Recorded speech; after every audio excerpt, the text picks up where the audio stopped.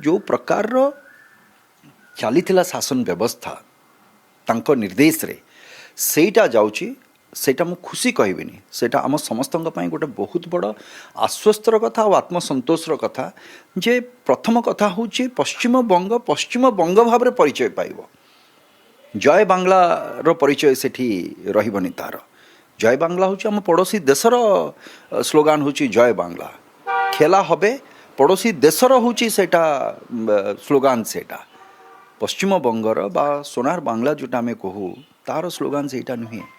पश्चिम बंग हूँ सी आमर पश्चिम बंग तेणुक तार जो मैंने जनसाधारण अच्छा से यहाँ गोटे बहुत बड़ आश्वस्तिर कथा हम आ मु देखी प्रचार भितर से लोक मानकर भय आखिरे कहवाई गोटे पद तांको पाखरे शक्ति नथिला ताकू भी छड़े जाइछला तेणुक आमे जो कहू आमे स्वाधीन राष्ट्रर नागरिक कहीकि केबे भी आपण मन तो निश्चय जाइथिबे से जगार से बुझी पारिथिबे एवं आज से बुझीबे जे स्वाधीनतार प्रकृत अर्थ कौन आ स्वाधीनतार जो मंजी बुणा होता पोता होता से ही माटीरू ही पोता होता से ही माटीरू बाहर आज जहाँ वंदे मातरम आम कहे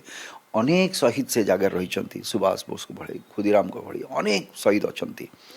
तेणुक से माटी जिते आम ये सब जिनस देखुचे कौटी ना कौटी आत्मा को तो कष्ट दिए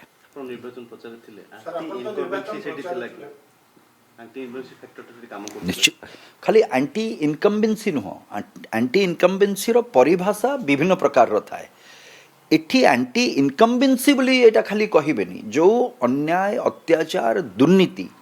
जो प्रकार भाव चली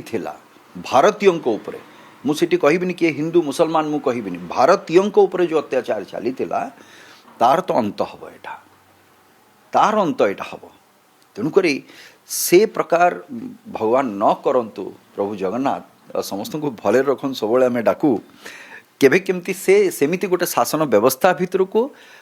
आम देशर कौन ना कौन राज्य को कौ समय रे भी से जगह को केबे न नियंतु एति मु जगन्नाथ पाखे प्रार्थना करूँ ग्राउंड रे लोक सहित मिसुथिले कौन सा एमती मुद्दा थिला को मुद्दा लोक एमती थिला जे ममतांकर गोटे एते वर्षर राज को से टर्न अप कर देले देखंतु एटा करबा हेले आपण फर्स्ट देखंतु 2011 मसीह रे जतबले लेफ्टर गवर्नमेंट को लोक माने पतन करे कि 35 वर्षर आपण तो एते वर्ष बोली मते कहले ममता सरकार कहि कि लेफ्टर 35 वर्षर सरकार को जतबले पतन करे कि जतबले ममता बनर्जी को लोक माने दायित्व देले पश्चिम बंगर तो भाबंतु ए जो 15 वर्ष रे जो अन्याय होची जो अत्याचार होची जो दुर्नीति होची ये प्रत्येकटी शब्दर मु भाबिकी ये जिनस को कहूची परिभाषा अच्छी सेठी अत्याचार परिभाषा अच्छी सेठी दुर्नीतिर परिभाषा अच्छी सेठी को प्रकार रे करा जायछि आम समस्तंकर चिंतार बाहर से जिनस